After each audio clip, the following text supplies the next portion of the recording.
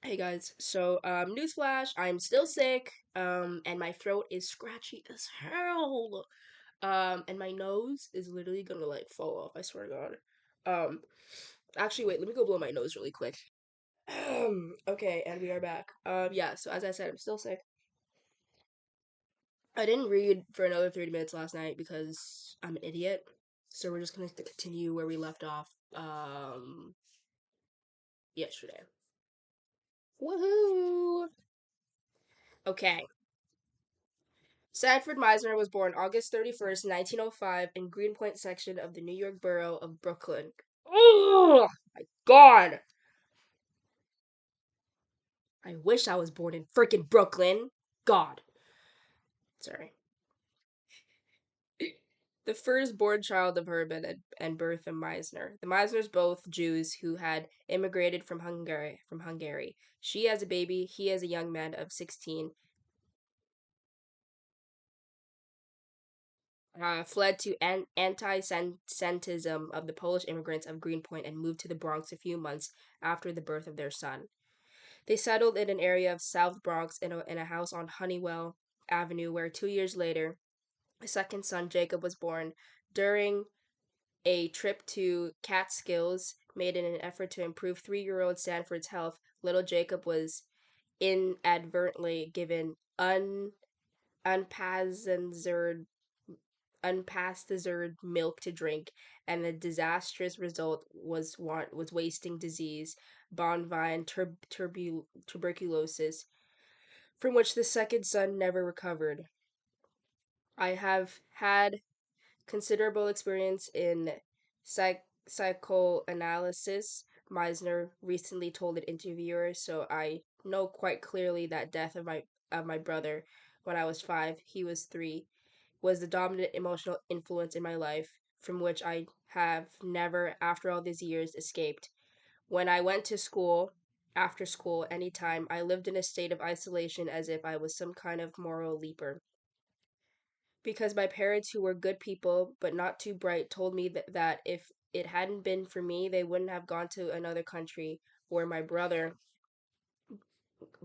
got ill, and from which illness he died. The guilt that this caused was horrendous. In my childhood, I rarely had friends. I lived as I'm afraid I still do in a world of fantasy. A sister, Ruth, to whom Meisner was close, she died in 1983, and a second brother, Robert, born when Meisner was 16 and the family had moved to Flatbush section of Brooklyn, and with whom he had lost contact completed the household. Meisner remembers telling his first grade teacher that he wanted to be an actor when he grew up, and during his teenage years, directing various cousins and tableaux vivants based on themes of death and honor inspired by new newsreel views of American soldier in World War One. But the but for the most oh my God but for the most of his youth, he found an emotional release in playing his family's piano. After graduating from Earsmas Hall High School in 1923, he entered the Damrosch Institute of Music, later absorbed into the Juilliard School. Damn, okay. For an additional year's study of piano and related subjects, but the idea of acting professionally persisted, and at 19 he began. I always wanted to be an actor, Meisner recalls. I had a friend, I was in Flatbush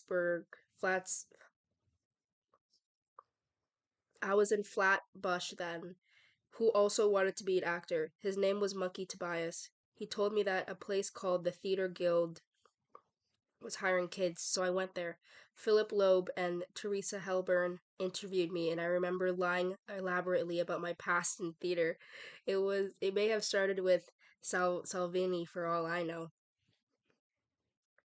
I remember them laughing, but not laughing at me, so I got a job as an extra in Sidney Howard's They Knew What They Wanted, and starring in it was the great Pauline Lord.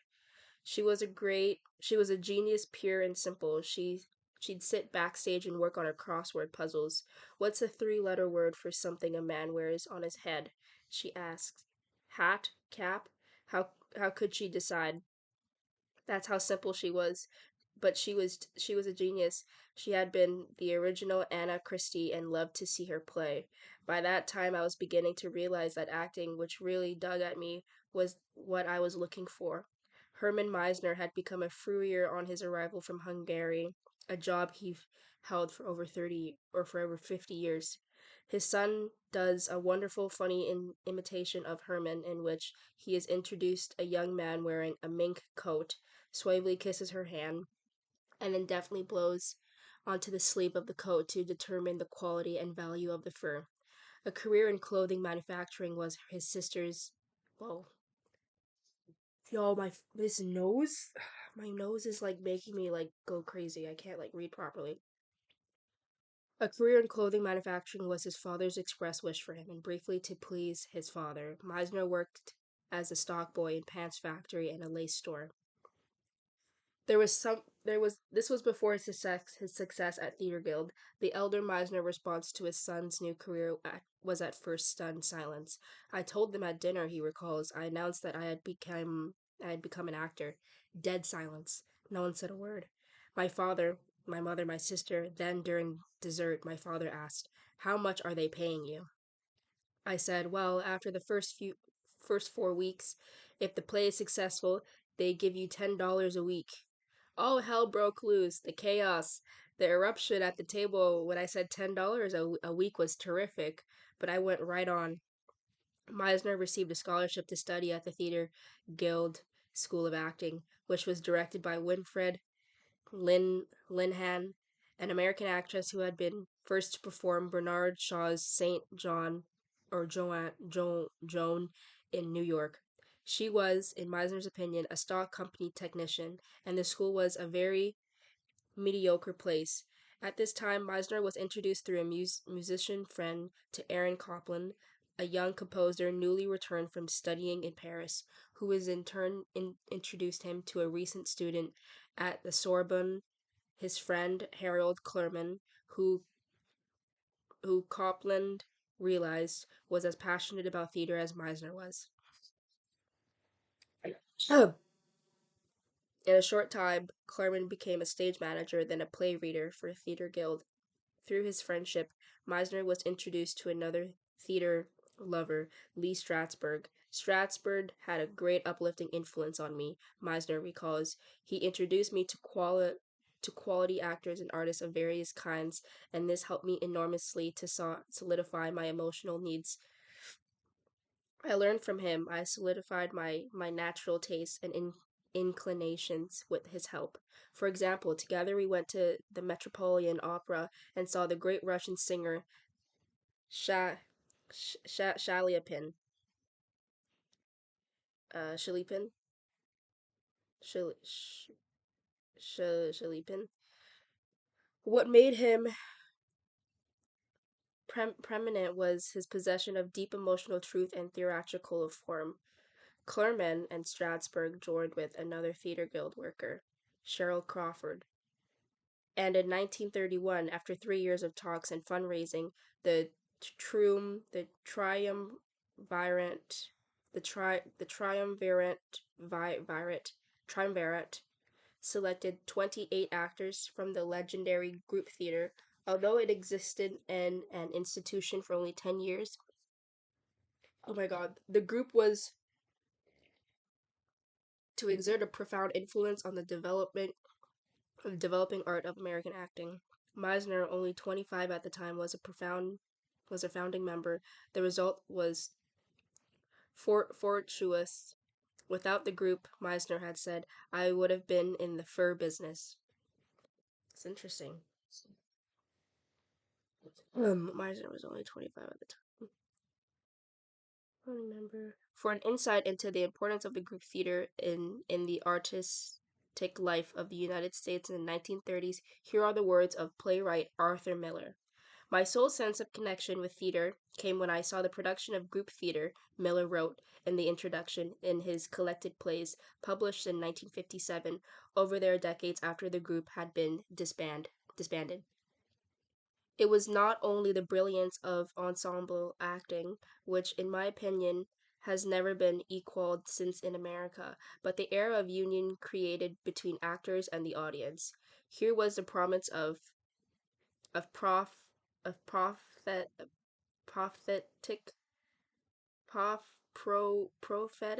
prophetic theater, which suggested to my mind the Greek situation when religion and belief was the heart of drama.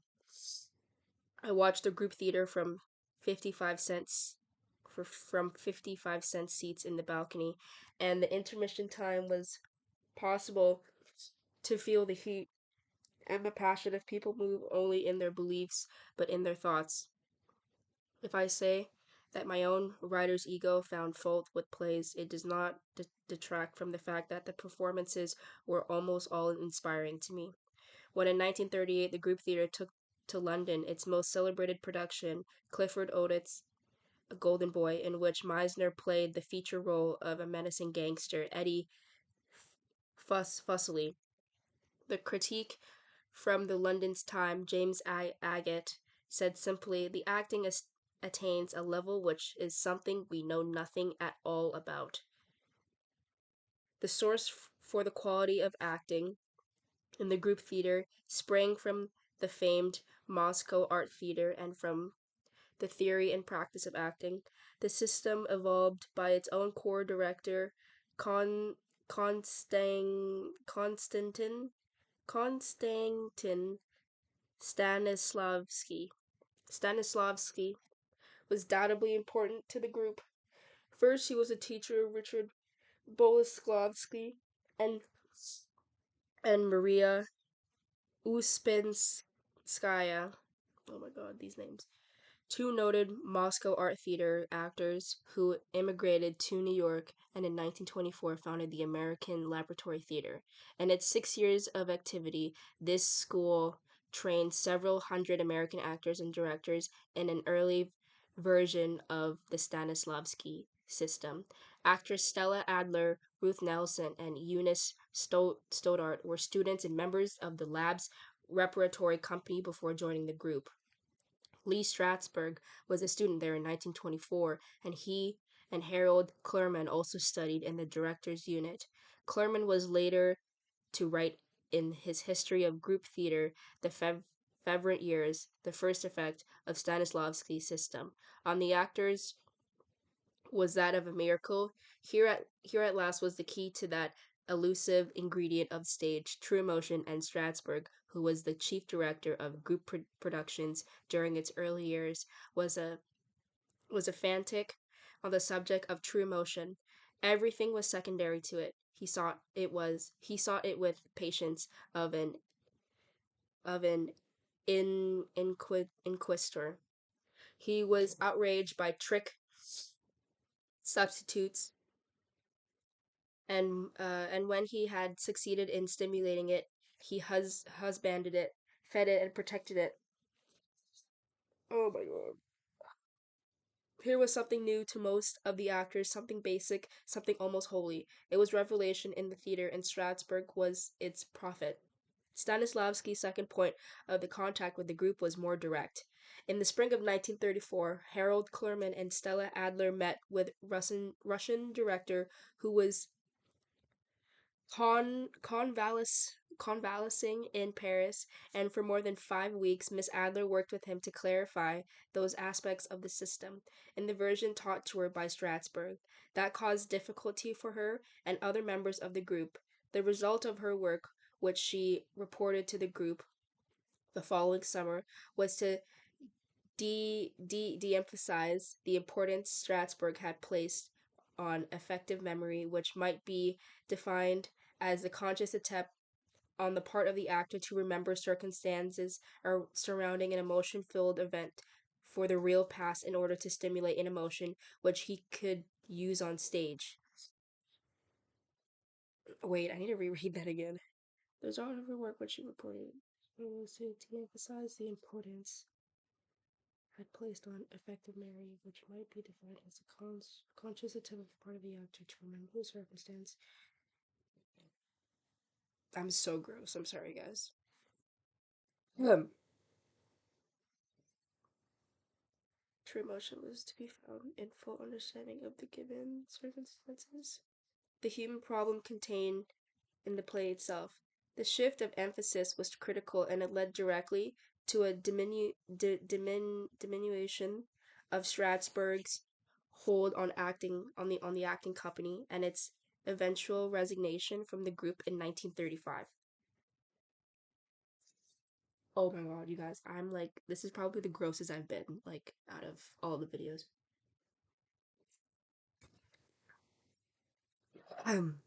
On this issue, Meisner sided with Stella Adler, who was later to become a noted acting teacher and a close friend, and an effective or emotional memory plays no role in the system Meisner has evolved.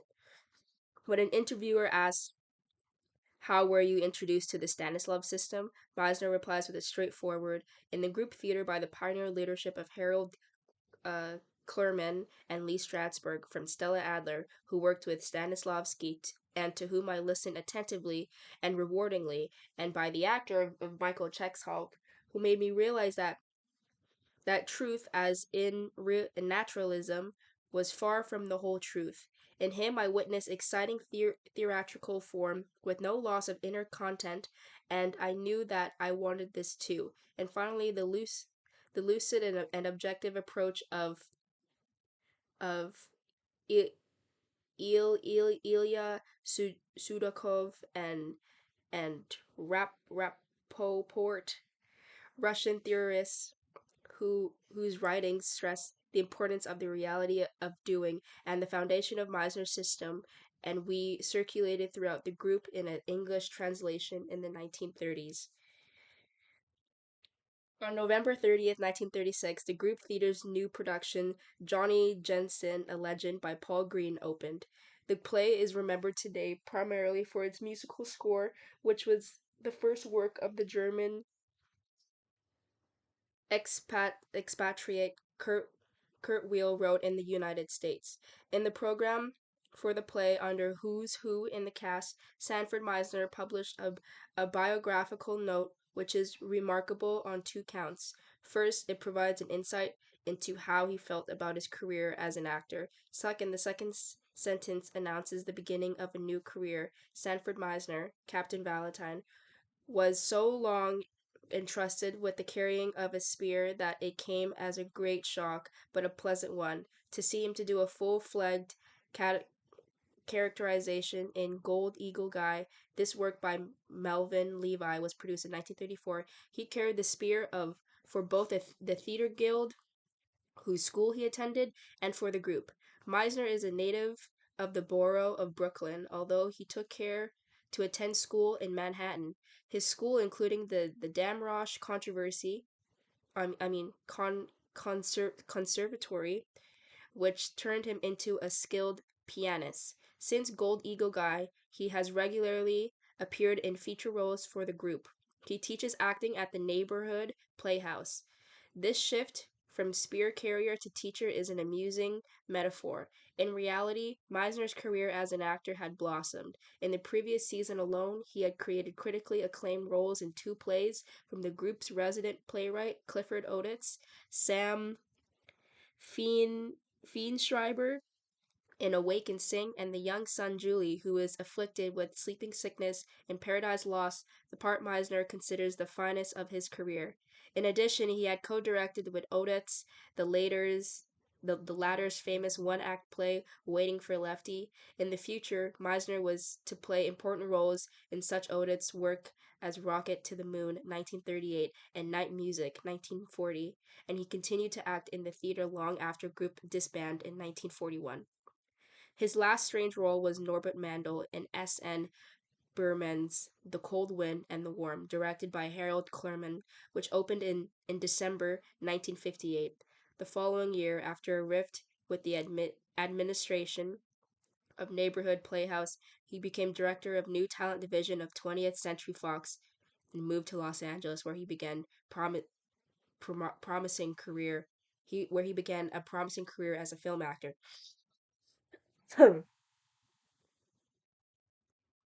Oh my god. But emotionally, it was only teaching that fulfilled Meisner in his maturity in a profound way that the piano had fulfilled him as a youth. The only time I am free and enjoying myself is when I'm teaching, he has repeatedly said. I love the analysis of the technique. I like to work with people who bring a certain seriousness of depth to what they're doing. I feel alive and related when I'm teaching. I get an emotional release from it. The reason why it's readily understandable, all my exercises, he told an interviewer nearly a decade ago, were designed to strengthen the guidance principle, and I learned forcefully in the group. Then that art expresses human experience, which principle I have never and will never give up. So now, after about 40 years, I am the professor of a way of working with actors that is practice seems to have worked beneficially. In 1962, Meisner returned to New York to direct the acting department of the newly founded American Musical Theater Academy. 2 years later, he returned to the neighborhood playhouse where he remains today. Clearly, the playhouse is happened to him now, just as it was when he first began to teach there 50 years ago and announced his appointment in the playbill by John Jensen, an act perhaps related to announcing his decision to become an actor to his incredulous family at dinner when he was only 19. Today, more than 60 years later, advanced age and accidents have produced awesome physical disabilities in Meisner. He wears thick glasses as a result of multiple operations for cataracts and detached retinas of both eyes. Even more devastating have been the two operations he sustained for cancer or of the larynx, and first more than 10 years, which left him literally without a voice. With a great difficulty, he subs, subs, subsequently learned to speak again by inhaling air into his esophagus and releasing it into controlled burps. This as this esophageal speech this esophageal speech may be disturbing to those hearing it for the first time, though the listener quickly adapts to it. It is a strangely disembodied wheeze broken by explosive consonant sounds and glottal stops, sometimes fits of coughing. When Meisner teaches now, this voice is amplified by a microphone attached to the left temple of his voice and connected to a small transmitter, which sends it to a loudspeaker across the room from the desk, thereby emphasizing its eerie, disembodied quality. As if these blows had not been enough, 3 years ago, an out of control delivery truck struck him while he was crossing the street, smashing his left femur and hip in 12 places. After surgical reconstruction, he walked stiffly with the help of a cane. Now, during summer and in the dead of winter, he leaves New York for a home he and a close friend, James Carville, built 20 years ago on the island of Bequa in the West Indies. Yes. The warm air and water of tropics are a great comfort to him. Still, Miser continues to teach in his mind. Still Magic continues to teach. In his mind, he once told an interviewer he imagines himself to be like a well known painter, a reference to the French artist Raoul Duffy, probably as seen at work in famous Brazil photograph. When he was in his 80s, his hands were so crippled with arthritis that he couldn't hold the brush. Well, he got someone to tape it onto his hand somehow, and he kept on painting. Now, with all my limitations, I can't talk. My eyes are bad. I came back to this freezing city to teach again. Some people think they've talked me into it. That's not so. No one can talk me into anything that I don't want to do. I want to do it. I'm the happiest when I'm teaching. Perhaps the reason why lies in the miracle Harold Clerman discussed, the almost holy miracle of true emotions, or perhaps it is rooted in the statement Meisner made that though the genius of Paul Lord, I was beginning to realize that acting, which really dug at me, was what I was looking for. Perhaps a reason, or perhaps it was rooted to the statement Meisner made, that through the genius of Pauline Lord, I was beginning to realize that acting, which really dug at me, was what I was looking for. Did I tell you the story about Alora Dews? Meisner recently asked a visitor to his office. I never told you that. After being assured that he hadn't he recounted George Bernard Shaw's 1895 review of legendary Italian actress in Herman Suderman's he it was also known as Magda, the role Dews assumed. This is what Shaw wrote. Magda is a daughter who had been turned out of doors for defying her father, one of those outrageous persons who mistake their desire to have everything their own way in the house for a sacred principle of home life. She has a hard time of it, but at last makes a success as an opera singer, though not until her lonely struggles have thrown her for sympathy on a fellow student who is in due time goes his way and leaves her for face motherhood as best as she can. In fullness of her fame, she returns to her native town and is in an attack of homesickness made advance makes advances to her father, who consents to receive her again. No sooner is she installed in the house than she finds that one in the most intimate friends of the family in the father of her child.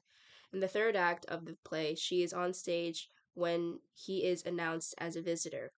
The moment she read the card handed her by the servant, you realize what it was to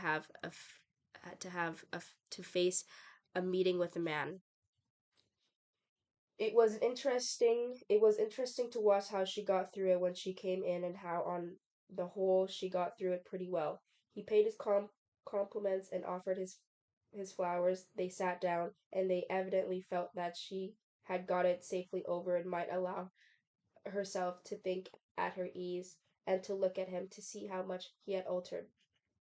Then a terrible thing happened to her. She began to blush, and in another moment she was conscious of it, and the blush was slowly spreading and deepening until, after a few vain efforts to avert her face or to obstruct his view of it without seeming to do so, she gave up and hid the blush in her hands. After that feat of acting, I did not need to be told why Doze does not paint an inch thick. I could detect no trick in it. It seemed to me a perfectly genuine effect of the dramatic imagination, and I must confess to an intense professional curiosity as to whether it always seems spontaneously. Meisner paraphrase of this account is brief, but it is correct in its essential details. Moreover, his enthusiasm and genuine wonder at Shaw's story of Dews's blush, a story he has told hundreds of times, is infectious. It it is as though time has stopped and Sanford Meisner can live forever in the miracle of the moment of this moment. For a moment, one can understand how this extraordinary man has lived such an extraordinary life. Dews played or Dus Dews played in a play called Magda. There's a scene in the last act when she's a young girl and she has an affair with a guy from the same village, and she has a child with him. 25 years later, or thereabouts, she comes back to visit her family who lives in this town, and her ex-lover comes to call her. She accepts his flowers. I got this from Shaw, and they sit and talk. All of a sudden she realizes she's blushing, and it gets so bad that she drops her head and hides her face in embarrassment. Now that's a piece of realistic acting.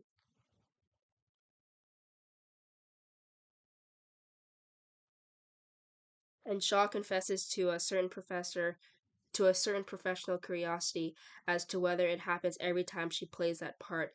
It doesn't, but that blush is the epitome epitome of living truthfully under imaginary circumstances, which is my definition of good acting. That blush came out of her. She was a genius. Oh my god, I just finished right on time. That's crazy. We're going on to chapter two. Um, hopefully tonight because I want to read two chapters a day so I can finish this book a little faster. Um, but yeah, that's all that I have for you guys today. Well, for this morning. And I shall see you all tonight. Goodbye.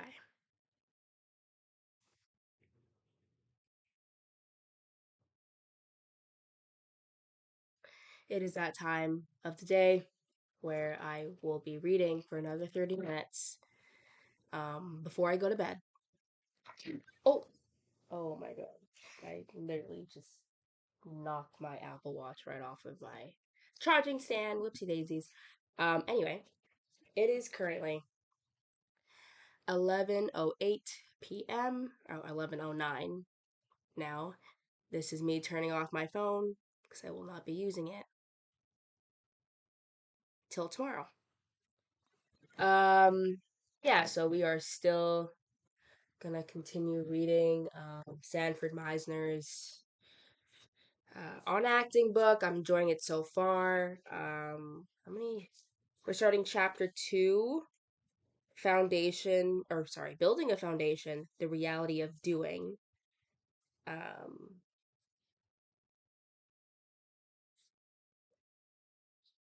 okay, oh, 1, 2, 3, 4, 5, 6, 7, 8.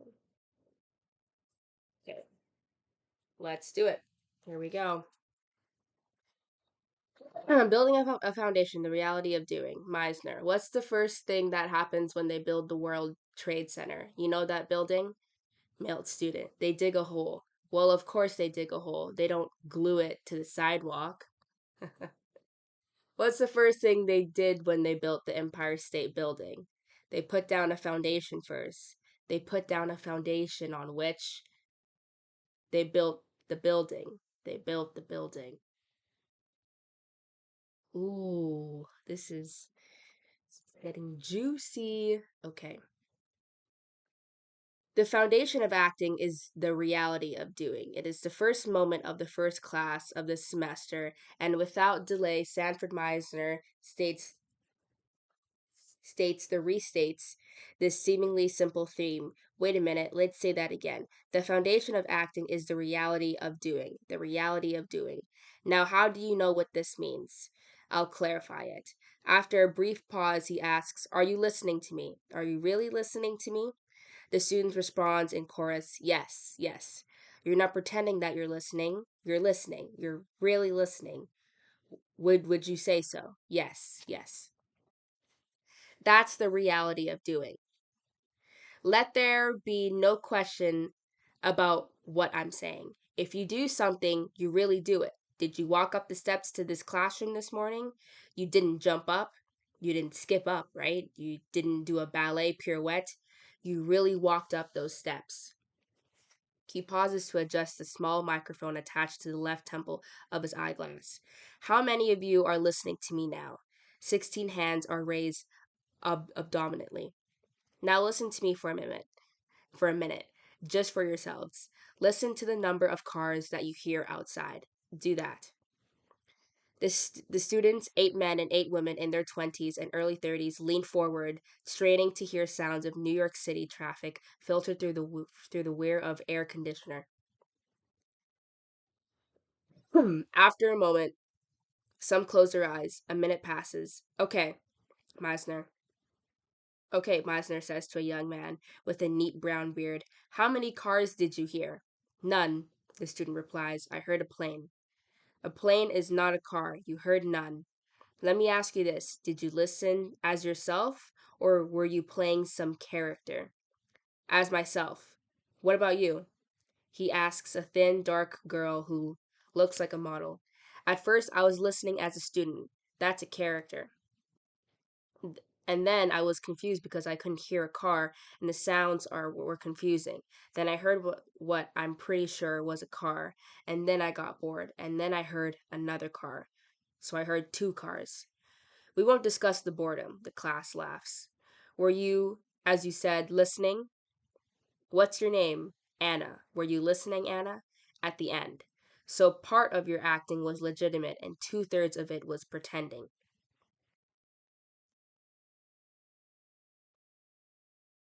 Um, then I heard.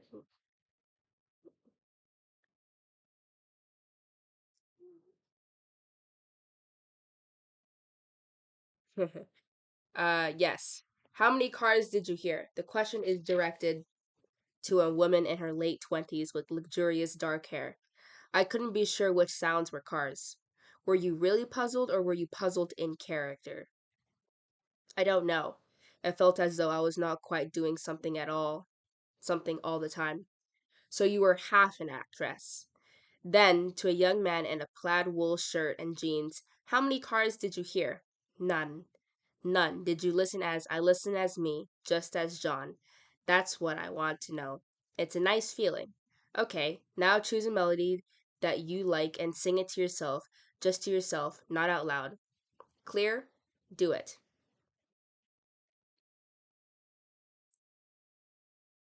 Again, some students close their eyes, and after a few seconds of concentration, heads begin bobbing, marking time to melodies only individually heard. How many people were doing it? Meisner asks. For yourselves or theoretically? Who can answer that? Half and half. Is it the young woman called Anna? You have a problem. What's your problem? I was very aware of being in a room filled with people consciously listening to different melodies. About halfway through it, I got so upset with myself that I was able to forget about it. And sing? Yes. That's when you were good. That's when I enjoyed it. I didn't know if I was good. It was always enjoyable to be good. He pauses a moment and shifts his gaze to stocky, blond, boyish young man in the front row. What about you? I was singing to myself. Like Hamlet? I was trying to enjoy the melody. You were? For yourself, not as Hamlet? For myself. Next, Meisner asked the class to count the number of light bulbs in the room. The answer ranged between 12 and 16, depending on whether one includes the red bulb over the fire escape exit sign or excludes the three unlit floodlights angled down from a beam in the middle of the ceiling. The answers are unimportant. What is crucial is doing the task, the counting the light bulbs, not the results.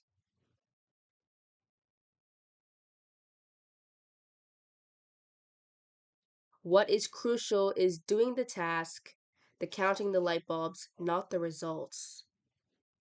Hmm. Did you count in character theoretically? Meisner asks. Or did you count? 931 times 18. Try to do that in your head. He goes on. 931 times 18. The correct answer is 16,758, and no one even comes close to figuring it out. Again, that's not the point. You may be right, you may be wrong, Meisner says. That's like life. People come to different conclusions. That's why some are Democrats and some are Republicans. But how many tried? You know, it's all right to be wrong, but it's not all right not to try. Look, Meisner says, examine the partner sitting next to you and give me, when I ask for it, a list of what you observe. 16 heads turn to scan the person now called for the first time, the partner. When she is asked, the blonde girl is in the second row says about the young man seated to her right. I observe red hair. I observe a soft green shirt which had pink and gray and beige stripes, and that was a size medium. I observed a rash on his neck. He has blue eyes and short, thin, lighter colored eyelashes, small hands, kind of burly, leans leans over a lot, stocky green pants, brown shoes, leather with rubber soles, I think, clean ears and clean fingernails, small lips, and stays closed and mostly turned under. Okay, was this observation done by you or by some character out of a play? I don't know the answer, and honestly, I can't quite distinguish which is which. Are you talking to me now, or is Lady Macbeth talking? I'm talking to you. That's you. That's you in person. Your observation was straight. Under a un Your observation was straight, unadulterated observation. What you observed, not a character in play. He asked John, the young man in the plaid shirt, "Are you looking at me now?" "Yes." "As Othello?" "No." "As who?" "As myself, I guess." "That's right. Can you hold on to that?" "I want to ask you a question, and I want you to please, for your own sake as well as mine, to tell the truth. How many people in this class can you hear very well?" After a moment's confusion, 16 hands were raised. "Now listen, I'm holding you to something. Everybody says he or she can hear. You can hear? You can hear me?" They answer yes. "I want to ask you another question, or one a little more difficult." "You say you can hear. That's good. Can you repeat what you hear absolutely accurately?" "I'm talking simple. I don't mean Declaration of Independence. I mean, do you drink coffee? Can you repeat that?" "Do you drink coffee?" asks a young man with a short brown layered hair. "You did that, so you can. Now, do you know what you're telling me? First of all, you said you can hear. You also said you can repeat what you hear. You can take it back if you want to. All right, I accept." "We can repeat words," says a dark, broad-shouldered young woman. "That's all I ask. Not the spirit, just the words." "No," says the woman. "I meant we can't repeat exactly what we hear. We can only repeat our own representation of the words." "You can repeat exactly what you hear. Want me to prove it to you?" "I believe you." "What's your name?" "Rosemarie." "Rosemarie, why should we believe? Why should you believe me?" "Your hair is long." "Repeat that." "Your hair is long." "So you can do it. You see, I did not recite the first act of Uncle Vanya, which perhaps you have never heard of before. Now, who's your partner?" John, the young man in the plaid shirt, raises his hand. "Now, look at her. What do you observe about her? Not her spirit, but something about her that has been interest for you." She's very, I was going to say she's very fresh and open. That's an emotional observation. I'm not quite that smart. "I see that she has a pink sweater." "Okay, I'm going to tell you something. You're a thinker." "I know," John says. "That's why I'm here." "Then stop immediately," the class laughs. "Did you see that she has a pink sweater? Do you see that her hair needs combing? Do you see the color of her slacks?" "Yes." "Now, you told me that you can hear and you told me that you can repeat, which means that starting with something that exists in her, you should you should find that you should find what interests you and make a comment." Then Rosemarie, you repeat exactly what he says, and you, John, repeat exactly what she says. Do this until I stop you. "Your hair is shiny," John says. "Your hair is shiny," Rosemarie repeats. "Your hair is shiny. Your hair is shiny. Your hair is shiny. Your hair is shiny. Your hair is shiny." "No," says Meisner, stopping them. "You're making readings in order to create variety. Don't do it again." Using another observation. Huh. After a moment, John says, "Your earring is small." And Rosemarie says, "Your earring is small." They repeat the sentence 5 or 6 times until Meisner stops them. "Okay, now I believe that you can both hear, and I believe that you can repeat what you hear. It's not the whole story, but it's the beginning of something. You observed her earrings, you commented on them, you repeated what you heard. So far, you were listening to each other and you were repeating what you heard."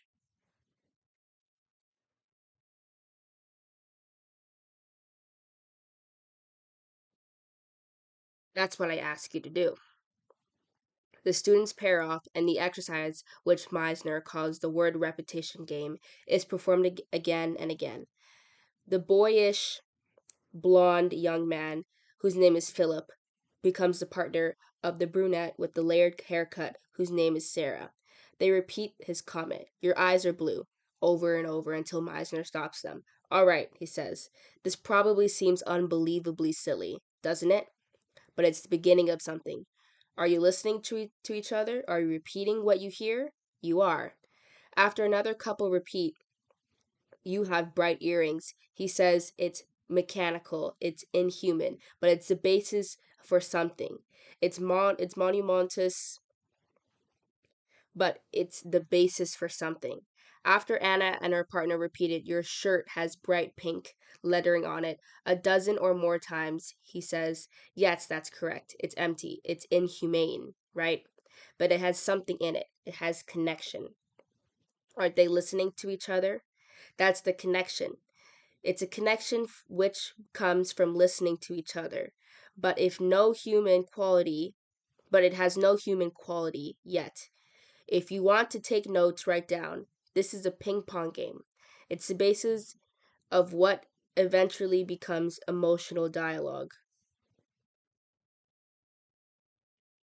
Meisner pauses for a moment. Now, I'm going to show you where the trouble comes in. He turns to a young woman wearing her brown hair in a thick braid.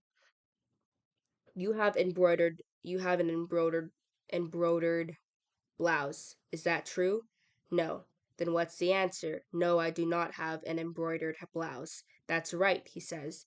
This is the repetition from her point of view. Immediately, it becomes a contact between two human beings. He says to Sarah, you're carrying a pen. Yes, I'm carrying a pen. Yes, you are. Yes, I am. That's right. All right. That's right. Already, it has become human speech, hasn't it? First, there's a mechanical repetition, then there's a repetition from your point of view. He looks at the young woman with the luxurious dark hair. You curl your hair. Yes, I curl my hair. Yes, you do. Yes, I curl my hair. I said, yes, you do. Yes, I do. Yes, I can see you do. Yes, you can see I do. Let it go at that. That's the word of repetition for your point of view. That's already human conversation, isn't it? Then to the young man whose shirt has bright pink lettering on it, Meisner says, you're staring at me. I'm staring at you. You're staring at me. I'm staring at you. You admit it? I admit it. You admit it? I admit it. I don't like it. You don't like it. You don't care? I don't care. You don't care. I don't care. Meisner sticks out of his tongue at the young man, and he and the class laugh. That's the word repetition game. It mustn't go too far. I won't let it. Now, when you work together at home, do the exercise mechanically, the way you started it. Then practice doing it from your point of view. I started this class by saying that the basis of acting is the reality of doing. How does that definition compare with what's been been doing? With what's the definition compared with what we've been doing? John says, if we simply do, we're not focusing on ourselves. You're attracted to something outside of yourself. Meisner adds, what else? If you're really doing it, then you don't have time to watch yourself do it. You only have the time and energy to do it, says Ray, the young man with the neat beard. That's very good for your acting. Anything else? Sarah says, they all seem to be very concrete, doable things. Everything I've asked you has been concrete and doable. What about that word, concrete? Well, it's tangible. You look at someone and actually count their eyeballs. Oh, eyeballs. You actually look at someone and actually count their eyelashes, or can you count the light bulbs? Something that really exists, because specifically, Meisner says. Now, what does the reality of doing mean? An intense looking man who has not spoken before says, when you do something, you really do it rather than pretend you're doing it. You don't do it like a character, and you don't do it like a character. When you're playing the piano, do you open the lid first or do you play it closed? Meisner asks. Well, musically speaking, the opening of the piano is similar to the reality of doing. Are there any questions there? You gave us something to do that you really can do, like observing another person or listening to cars, says Ray. And if you're really concentrated on just listening to cars or looking at a person, you don't have to worry about being a character.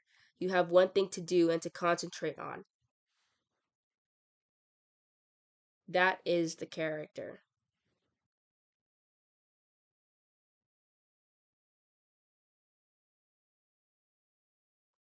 You gave us things to do that you really can't do, like observing another person or listening to cars. And if you're really concentrated on just listening to cars or looking at the person, you don't have to worry about being a character. You have one thing to do and to concentrate on. I feel like I should be taking notes or something. Like I need to be like putting in like sticky notes because this is like incredible.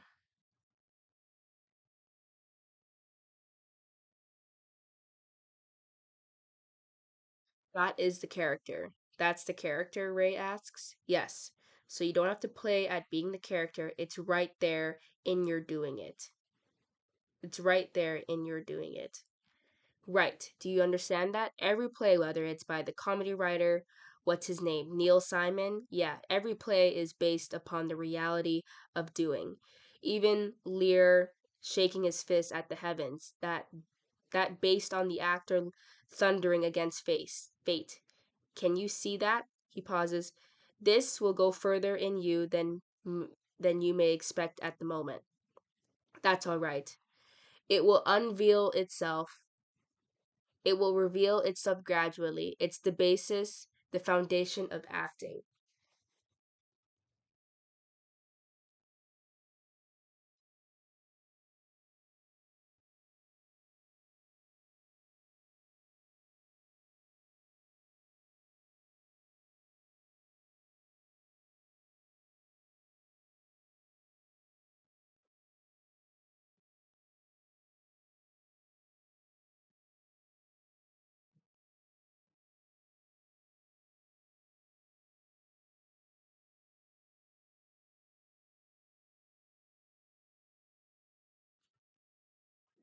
Hmm.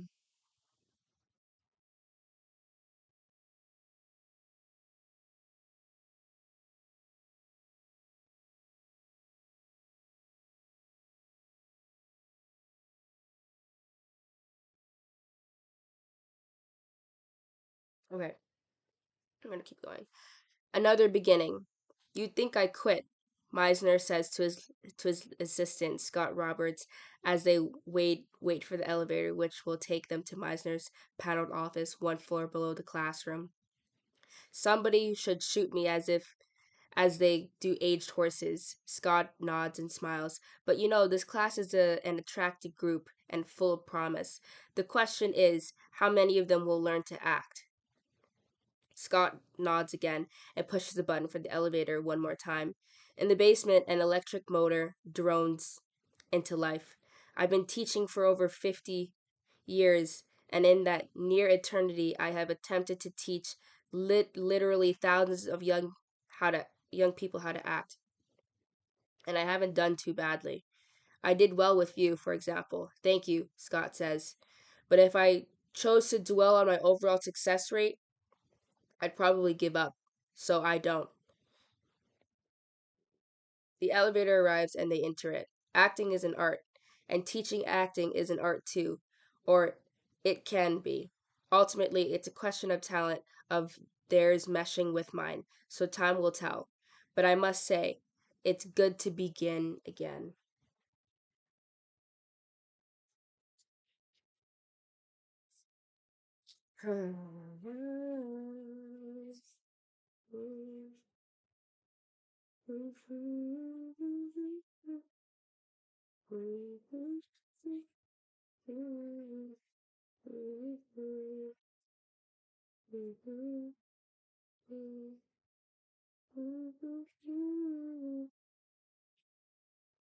Um,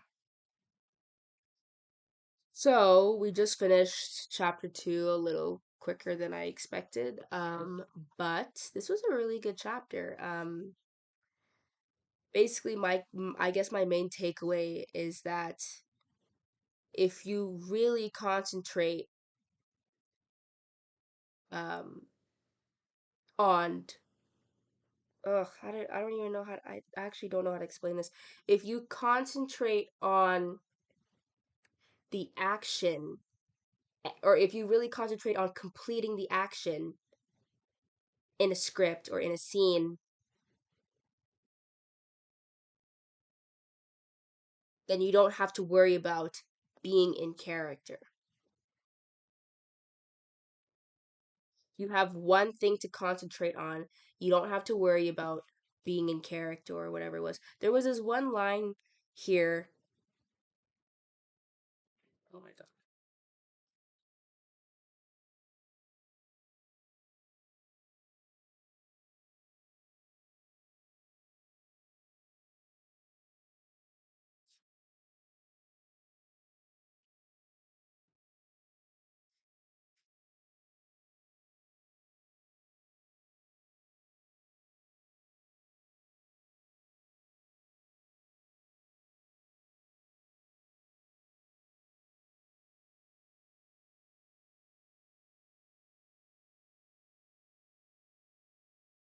Anyway, um, I honestly,